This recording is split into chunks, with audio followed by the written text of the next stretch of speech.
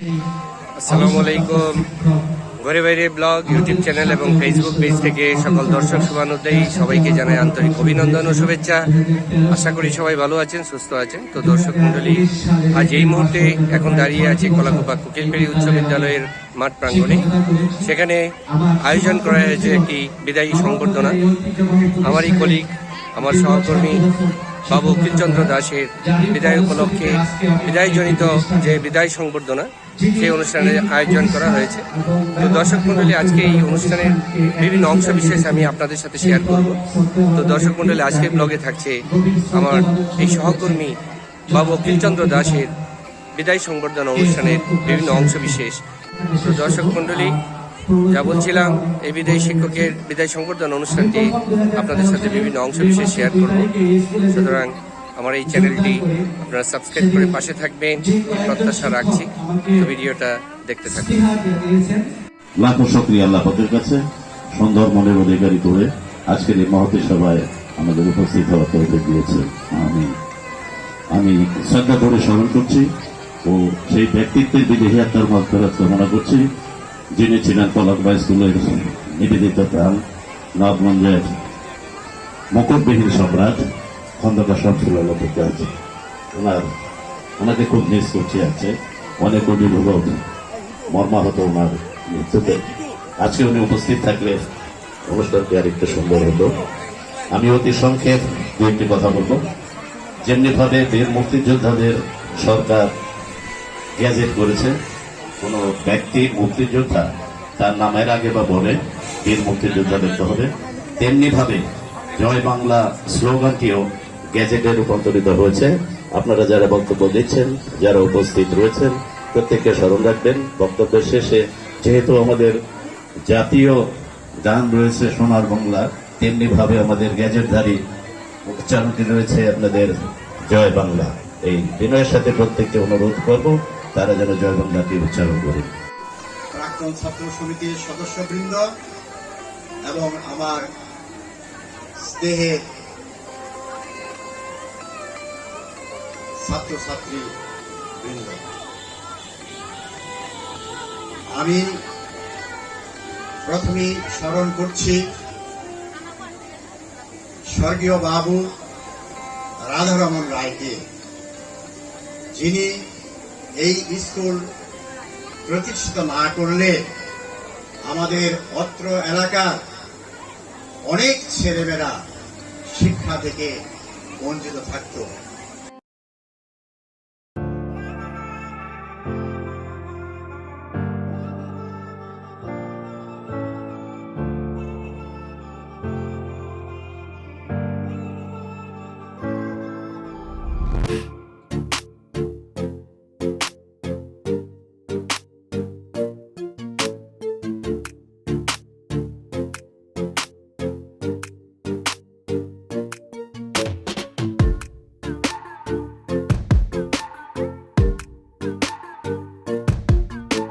তো দর্শক মণ্ডলী, আজকে আমাদের এই অতিথি সেবায় যারা অতিথি আছেন, অতিথি সেবায় যারা নিয়োজিত আছেন, তো তাদের এক মশলা আপনাদের দেখিয়ে রাখি। তো প্রথমেই রয়েছেন আমাদের সিনিয়র শিক্ষিকা মিসেস কিসমা সুলতানা, সাথে রয়েছেন এনায়েত স্যার, আমার একজন শুভাকাঙ্ক্ষী সহকর্মী, আর সাথে রয়েছেন আমাদের শম্পা ম্যাম। তো ওনারা খাদ্য নিয়ন্ত্রক অফিসার, আজকের জন্য ওনারা নিয়োজিত। তো দর্শক মণ্ডলী, আজকে আমাদের সাথেই থাকবেন। আমাদের এই প্রোগ্রামে যারা অতিথি আসছেন, আমরা অতিথিদেরকে এখন মঞ্চে রেখে আসছি, ওনারা বক্তব্য প্রদান করছেন। তো বক্তব্য শেষে, অনুষ্ঠান শেষে আমাদের আপ্যায়নের ব্যবস্থা রয়েছে। তো অতিথি আপ্যায়নে আমরা অত্যন্ত নিয়ন্ত্রিতভাবে সুশৃঙ্খল পরিবেশে সবার জন্য খাবারের আয়োজন করেছি। আর আজকে সেই খাবারের আয়োজনের অংশবিশেষ আপনাদের সাথেও শেয়ার করছি। আজকে এই খাদ্য নিয়ন্ত্রক অফিসারের মধ্যে আমিও অন্তর্ভুক্ত আছি। তো ব্যবস্থাপনা চলছে, খাবার এসে উপস্থিত হয়েছে। তো আমাদের সাথেই থাকবেন, আমাদের এই ব্লগ দেখতে থাকুন, সেই সাথে চ্যানেলটি সাবস্ক্রাইব করার বিনীত অনুরোধ রইল।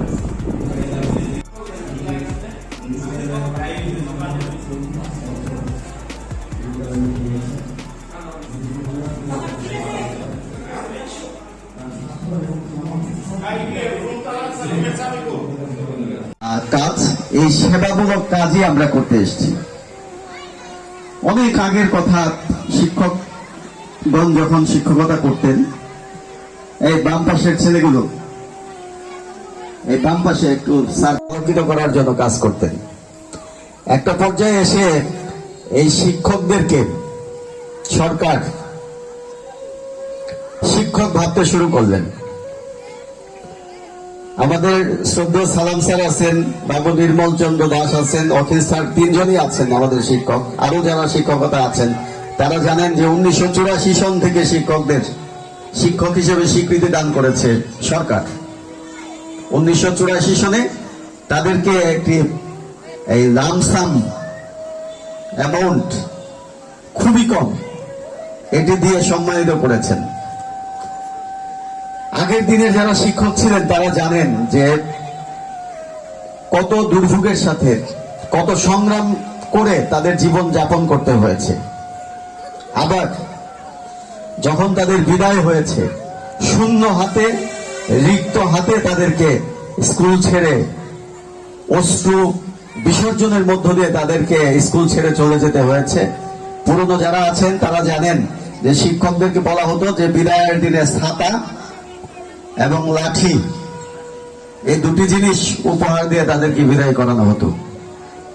সেই আমলের শিক্ষক আমরা যাদের কথা বলছি, বাবু অখিল চন্দ্র দাস, যার সফলতার কথাও শুনেছি ব্যক্তিগত জীবনে, পারিবারিক জীবনে এবং শিক্ষকতা জীবনে। তারা কিন্তু, আমরা আজকে যতগুলো কথা শুনলাম, সব কথাগুলোই কিন্তু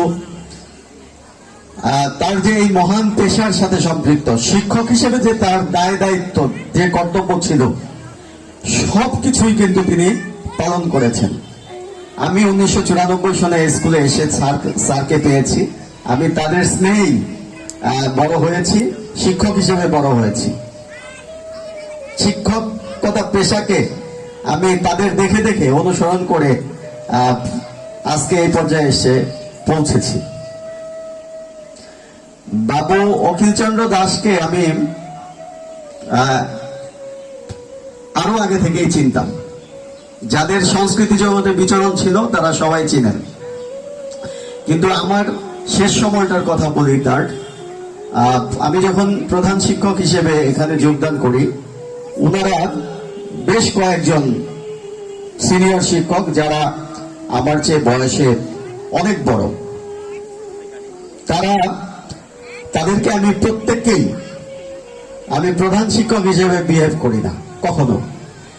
অদ্যাবধি যারা আমার সিনিয়র আছেন তাদের সাথে আমি প্রধান শিক্ষক হিসেবে বিহেভ করি না। তাদেরকে আমি শ্রদ্ধার সাথে, অত্যন্ত বিনয়ের সাথে তাদের দ্বারা যে কাজ, সেই কাজগুলো আমি করিয়ে নেওয়ার চেষ্টা করি। আমি অফিসারকে আমার আজকে মনে পড়ে যে নবগঞ্জ পাইলট গার্লস স্কুলের সামনে উনি সাইকেল চালিয়ে যাচ্ছেন, আমাদের ব্যাংক তখন বাগমারা ছিল। ওনাকে তখন আমি, আমাদের সাথে যখন দেখা হলো তখন ওই গেটের সামনে, স্কুলের গেটের সামনে দাঁড়িয়ে কথা বলছিলাম। তখন ওনাকে বলছিলাম যে স্যার, আপনারা তো সবাই সিনিয়র, এর মাঝখান থেকে আমি যখন প্রধান শিক্ষক, স্যার আমি কি করবো এখন, আমি কি পারবো? তখন উনি আমাকে বলেছিলেন যে আপনি পারবেন, এবং যোগ্য লোকের হাতেই স্কুলটাকে ছেড়ে দেওয়া হয়েছে। আমি বিশ্বাস করি আপনি পারবেন এবং আপনি আমাদের সম্পূর্ণ সহযোগিতা পাবেন।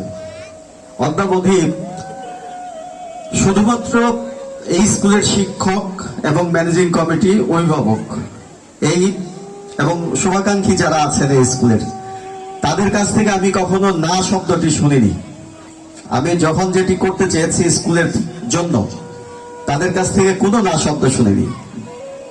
তারা সকলেই পজিটিভলি আমার যে পরিকল্পনা, এটিকে বাস্তবায়ন করার জন্য চেষ্টা করেছেন। তো তার সাথে আবার 7 বছর হেডমাস্টার হিসেবে তিনি ছিলেন। তিনি এসএসসি পরীক্ষার দায়িত্ব পালন করতেন এই স্কুল এসএসসি সেন্টার। অত্যন্ত সুচারুভাবে আমি এই কাজগুলো পেয়েছি তিনি এবং অন্যান্য শিক্ষকদের সহায়তায়। তো তার কথা, তিনি শুধু আমাদের শিক্ষক ছিলেন না, ব্যক্তিগতভাবে আমার বড় ভাইয়ের মতো ছিলেন। তিনি আমাকে ছোট ভাইয়ের মতো স্নেহ করতেন। আজ প্রায় 2 বছর হয় তিনি আমাদের মাঝে নেই। তিনি যেদিন চলে যান সেদিন কিন্তু সবচেয়ে বেশি শূন্য হয়েছিলাম আমি, কারণ একটি ডিপার্টমেন্টকে তিনি আগলে রেখেছিলেন। ওই ডিপার্টমেন্টকে কিভাবে রিকভার করব এই চিন্তা করেই আমি অনেক সময় পার করেছি। কিন্তু সরকারের এমন একটি নিয়ম আমাদেরকে বেঁধে দেওয়া হয়েছে যে কোনো শিক্ষককে এক্সটেনশন দেওয়ার বিধান নেই। অখিল স্যার কিন্তু যথেষ্ট সুস্বাস্থ্যের অধিকারী এখনো, এবং খুবই কর্মক্ষম একজন লোক, তাকে আমরা রেখে দিতে পারতাম, কিন্তু সরকারি যে বিধিবিধান তাতে কোনোভাবেই এক্সটেনশনের বিধান সরকার আর রাখেনি, যে কারণে আমরা তাকে আর রাখতেও পারিনি। যা হোক, আমরা তার শূন্যতা পূরণ হবে না। আসলে মানুষ, আমরা বলি যে আমাদের যারা অতীতে এখানে প্রধান শিক্ষক ছিলেন তারা সবাই অত্যন্ত যোগ্যতার সাথে দায়িত্ব পালন করেছেন। শিক্ষক যারা ছিলেন তাদেরকে আমরা আর ফিরে পাবো না। আগের দিনের শিক্ষকদের কথা চিন্তা করলে আমাদের চোখ এখনো ছল ছল করে ওঠে যে আগের দিনের শিক্ষক যারা ছিলেন, আমাদের মাথা নত হয়ে আসে তাদের কথা শুনলে। আমরা কিন্তু এখন শুধুমাত্র আমাদের কাজ করে যাচ্ছি। শিক্ষকতার যে প্রকৃত যে কাজগুলো সেটা আমরা কতটুকু করতে পারছি সেটা কিন্তু যথেষ্ট প্রশ্নের সম্মুখীন। আজকে শিক্ষকদের নিয়ে অনেক রকমের কথা আছে, কিন্তু আমাদের যারা শিক্ষক ছিলেন, আমাদের সামনে আমি এই অনুষ্ঠানের বাবু মানবেন্দ্র দত্ত স্যারকে এখানে নিয়ে এসেছি আমরা আমাদের ছাত্রছাত্রীদের সামনে তুলে ধরার জন্য। তারা কতটা জ্ঞানী ছিলেন, তারা কতটা মেধাবী ছিলেন, তারা কতটা জানতেন, এবং শিক্ষার্থীদের তারা কতটা দিতে পেরেছেন। আজকে আমি তার ছাত্র, একজন নগণ্য ছাত্র, এখানকার হেডমাস্টার, তার ছাত্র বাংলাদেশের সর্বোচ্চ পর্যায়ে, ইভেন সচিব পর্যায় পর্যন্ত গিয়ে তারা রিটায়ারমেন্টে চলে গেছে। তিনি তো আদর্শ শিক্ষক। বাবু অখিলচন্দ্র দাস, তারাই আদর্শ শিক্ষক।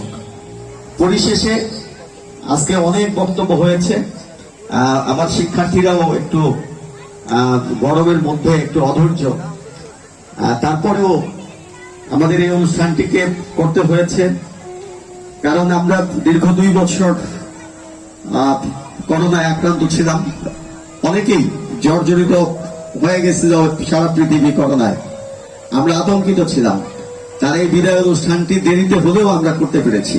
তবে আমার একটা প্রতিজ্ঞা আছে, সেটি হলো আমি ব্যক্তিগতভাবে যেদিন থেকে প্রধান শিক্ষক হয়েছি, আমাদের এই স্কুলের যে ট্রেডিশনটা সেটাকে একটু ব্রেক ছিল। ইভেন আমাদের জনাব আব্দুল সালাম স্যার, আমাদের শাইখুল sir, Mukles sir, Rabeya madam, এরকম শিক্ষকদেরকেও আনুষ্ঠানিক বিদায় সম্বর্ধনা কিন্তু জানানো হয়নি। কিন্তু তার অনেকদিন পরে হলেও আমি কিন্তু যখন প্রধান শিক্ষকের দায়িত্ব গ্রহণ করেছিলাম, আমি যাদেরকে আমি সমসাময়িক সময়ে বিদায় গ্রহণ করেছিলেন, বিদায় দেওয়া সম্ভব হয়নি, তাদেরকে আমরা ম্যানেজিং কমিটির পরামর্শে তাদেরকে আমরা বিদায় সম্বর্ধনা দিয়েছি। এবং আমি একেবারে সর্বশেষ ব্যক্তি, শেষ দিন পর্যন্ত শিক্ষকদের যতটা মর্যাদা দেওয়া যায়, তারা যতটা মর্যাদার অধিকারী প্রাপ্য, তার সবটুকু আমার ম্যানেজিং কমিটি দিতে সব সময় প্রস্তুত। বর্তমান ম্যানেজিং কমিটির কথা আমি আজকে আর বেশি বলবো না, শুধুমাত্র বলবো এই এলাকাবাসীকে যে আপনারা অত্যন্ত যোগ্য এবং মেধাবী কিছু ছেলে আপনারা ম্যানেজিং কমিটির সদস্য হিসেবে, সভাপতি হিসেবে এখানে নির্বাচিত করে দিয়েছেন, যারা স্কুলকে, যাদের স্বপ্ন আমার চেয়েও বড়। আমি যে স্কুলকে নিয়ে স্বপ্ন দেখি তার চেয়ে আরো অনেক বড় স্বপ্ন দেখেন আমার ম্যানেজিং কমিটির সভাপতি, আমার ম্যানেজিং কমিটির সদস্যবৃন্দ। তো আজকে পরিশেষে আমি আপনাদের সকলের কাছে বিনীতভাবে অনুরোধ করব, কারো শূন্য স্থান পূরণ হয় না, শুধুমাত্র আমরা কাজ চালিয়ে দিতে পারি। আমার আগে যিনি হেডমাস্টার ছিলেন জনাব রায়হানুদ্দিন আহমেদ, তারা অত্যন্ত জ্ঞানী শিক্ষক ছিলেন, অত্যন্ত দক্ষ শিক্ষক ছিলেন। আমাদের ম্যানেজিং কমিটির সভাপতি ছিলেন জনাব কে এস আলম পোকরাজ, যাকে বলা হয়েছে রিফর্মার অফ কলাকুপা কোকিলপাড়ি হাই স্কুল, যিনি এই স্কুলের হাল না ধরলে আজকে এই স্কুলের এই অবস্থা, আমরা এই রূপ, এই নবরূপ, এই আধুনিক কলাকুপা কোকিলপাড়ি উচ্চ বিদ্যালয় আমরা দেখতে পেতাম না। তিনি আমাদের মাঝে নেই। তার শূন্য স্থান পূরণের জন্য শুধুমাত্র তার ছেলে, তার একমাত্র ছেলে জনাব আদনান খন্দকার চেষ্টা করে যাচ্ছেন।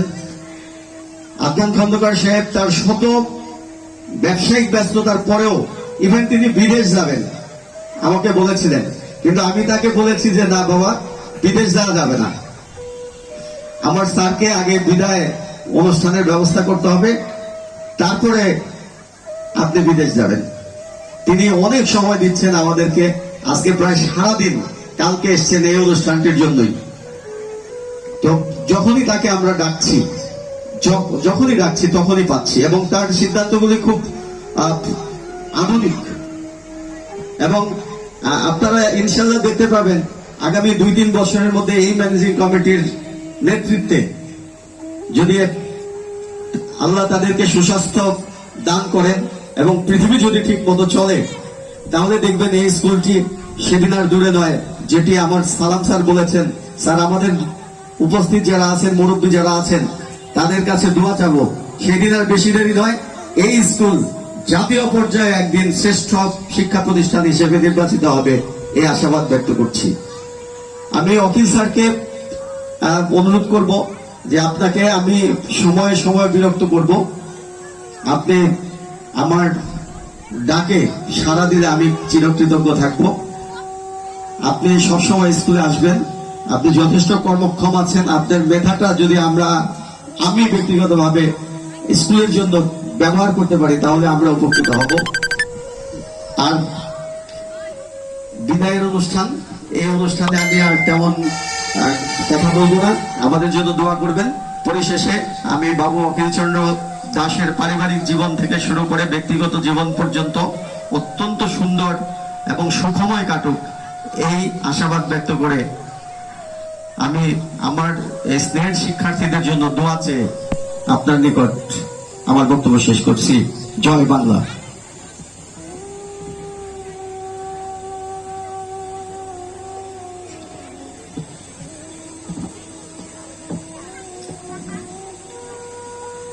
এবারে